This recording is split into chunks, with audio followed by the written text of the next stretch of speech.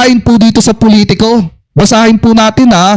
Arbor na lang, NBI chief rejects appeal for Mike Defensor over Pasig KTV raid mga kababayan.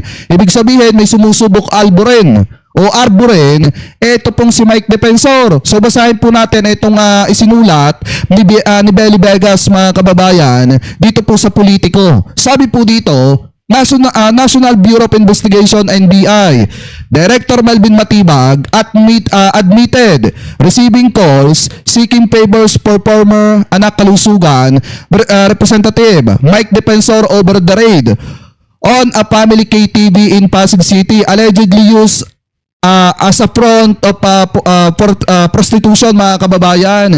So ibig sabihin may tumawag daw kay Mike Defensor at sinusubukang Alboren mga kababayan o Arboren.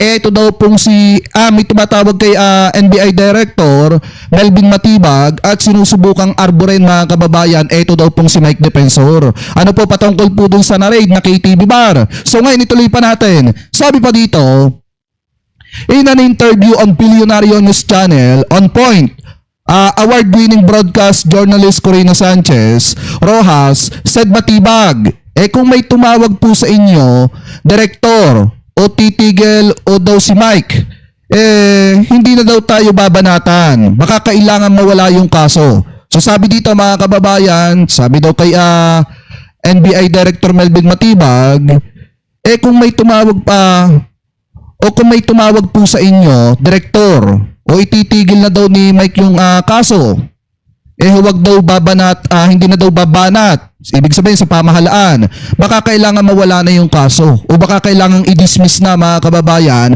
o ihurong na ng NBI yung kaso laban po dito sa pamilya ni Mike Defensor. So ngayon ituloy pa natin. Sabi daw ni mga kababayan ni Mike Defensor, katunayan po may mga tumawag na po, Ma'am Corina.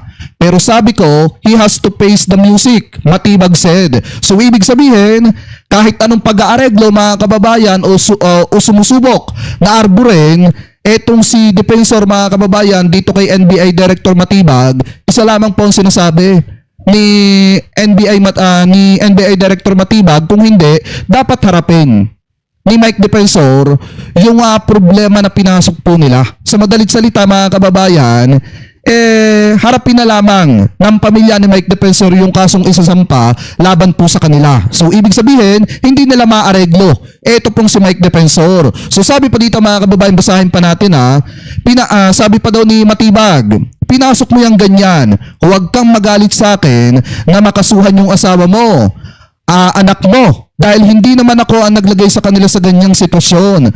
Alam mo naman na ganyan yung trabaho ng kumpanya. Bakit inilagay mo pa sa sitwasyon na yan yung pamilya mo? He added. Sabi pa dito, at the same time, Matibag said that Defensor defends that the raid was politically motivated, giving a wrong signal to the public. Sabi daw ni Matibag, sinabi po ni Mike Defensor, that is the perfect surge na siguro ngayon na mahirap ngayon. May krisis, bakit nang inaasikaso, hulihin kami na mga kalaban ng gobyerno, the NBI chief said. Sabi daw mga kababayan dito, alam mo ninyo, it send the wrong signal to those criminal who want to do criminal act. Kasi kung ikaw pala gusto mong gumawa ng criminality, ang gagawin mo na rin lang, kakalabanin mo yung gobyerno openly, tapos sasabihin mo, pinupolitika ako kaya ako hinuhuli. Kung gumawa ka ng illegal, dapat papanagutin ka.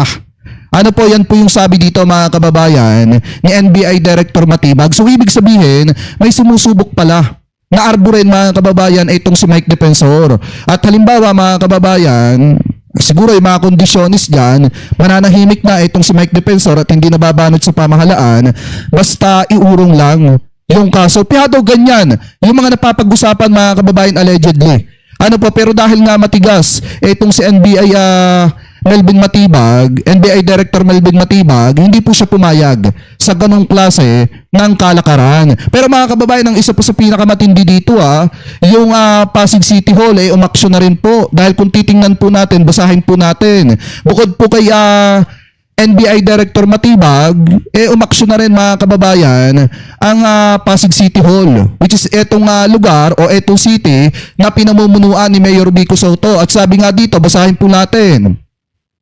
Blue Hotel ipinasasara. Just in, ipinag-utos ng Pasig City Hall Business Permit and Licensing Department ang pagsasara ng Zeren Development Corporation or etong Blue Hotel sa Pasig matapos ma-raid ng National Bureau of Investigation noong April 21, 2026. Ayon sa closure order na inilabas noong April 27, 2026 na diskubre sa lugar ang umano'y seryosong illegal activities na may kaugnayan po sa human trafficking at falsification of prostitution, mga kababayan. Kinumpirma ni Pasig City Public Information Office Krishna Huangco sa mensahe ang naturang closure order. Agad na epektibo ang pagsasara habang hinihintay ang resolusyon ng reklamo ng Office of the City Prosecutor or etong sa Pasig, mga kababayan. So ibig sabihin, kung titingnan nyo, hindi po agad-agad pinalampas, mga kababayan, ni Mayor Vico Soto itong ganitong klase ng gawain at umaksyon agad-agad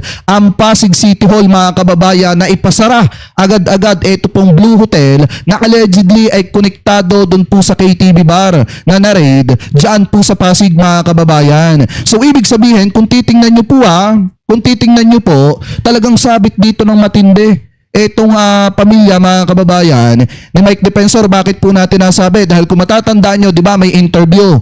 Ito pong si NBI Director Melvin Matibag na sinasabi na doon po sa KTV bar na Chicago, mga kababayan, na may ginagawang hindi maganda sa loob, meron daw pong lagusa na konektado daw po doon sa Blue Hotel. At ang isa pa dito, mga kababayan, doon po sa SEC registration nito pong Blue Hotel, ang nakapangalan po at nakapirma doon yung asawa po ni Mike Defensor at ang dated, mga kababayan, ay 2025. Ibig sabihin, hindi po totoo yung pinamamalita at ipinakakalat ni Mike Defensor na 2019 na umalis na po sila, binitawan na nila ito pong Blue Hotel. So sabi ko nga po sa inyo, mga kababayan, mahihirapan po talaga itong si Mike Defensor na idepensa yung kanilang sarili dito. Kaya much better na harapin na lamang po niya, mga kababayan, yung mga kaso na isinampa po laban sa kanyang pamilya. Kasi biruin nyo, mga kababayan, na hindi lang naman yung anak at asawa ni Mike Defensor yung posibleng sangkot dito. Baka nga magulat tayo isang araw, sangkot din dito ito pong si Mike Defensor. Kaya nga kung titingnan nyo, mga kababayan, di ba may sinabi rin itong si NBI Director Melvin Matibag na nagamit pa nga itong KTV bar nung tumakbong mayor ito pong si Mike Defensor at doon niya dinadala yung mga kapitan, mga kababayan, na nakukuha po niya doon sa lungsod na gusto niyang pamunuan. Ang problema, kahit ginamit niya yung KTV bar, olats pa din siya, mga kababayan, noong mga nagdaang eleksyon. So ngayon, kung mapapansin niyo, baka sabihin ng iba, fake news yung ating pinamamalita. Ito pa nga yung isa, na source po natin. Sabi nga dito, Blue Hotel kinandado ng Pasig LGU dahil sa human trafficking at prostitusyon. Sabi nga dito, formal lang ipinag-utos ng Business Permit and Licensing Department o etong BPLD ng Pasig City ang agarang pagpapasara sa Blue Hotel na pinatatakbo ng Zeren Development Corporation at matatagpuan sa Cliff Point, Square Ortigas, Home Depot Complex, J. Vargas Avenue, Ugong, Pasig City, mga kababayan. Ang naturang closure order na may petsang Abril 27, 2026 ay inilabas matapos ang isinagawang raid ng National Bureau of Investigation NBI sa nasabing establishmento noong Abril 21, 2026. Sabi pa dito, ayon sa dokumento na diskubre sa loob ng hotel, ang mga illegal na aktibidades na may kaugnayan sa human trafficking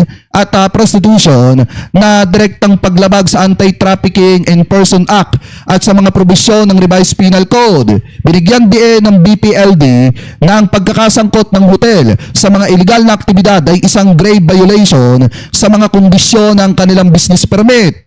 Pending the resolution of the complaint by the Office of the City Prosecutor Pasig and in the interest of the public welfare and safety, this establishment, Zeren Development Corporation or etong Blue Hotel Pasig is hereby order close. Pahayag ng BPLD, mga kababayan. So ibig sabihin, talagang pinasarado na ng tuluyan ito pong Blue Hotel na allegedly ang presidente o chairman ito pong asawa nito pong si Mike Defensor. Kaya kung mapapansin nyo, mga kababayan, ang gagalaiti ngayon ito pong si Mike Defensor kasi, mga kababayan, talagang malaking problema po sa kanila ito kasi yung kita nila talagang hindi lang basta mawawala.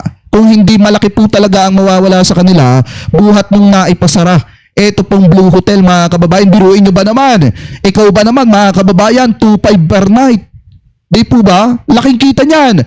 Kung araw-araw, marami ang gumagamit mga kababayan ng KTV bar, tapos marami nag-check-in dito sa Blue Hotel, talagang napakalaki po ng kinikita niya sa bawat araw. Gaya nga ng sabi ni NBI Director Melvin Matibag, talagang milyon po ang kinikita niyan kada araw. Ngayon mga kababayan na ipasara na, di malaking problema po yan kina Mike Defensor. Hindi nga lang basta na ipasara kung hindi may kinakaharap ding kaso, ito pong sina Mike Defensor.